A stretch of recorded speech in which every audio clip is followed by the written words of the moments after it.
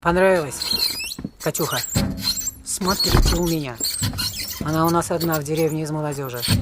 Я с тобой говорю, ты меня не слышишь, ты как будто живой, но ты мною не дышишь, прилипаю к экрану.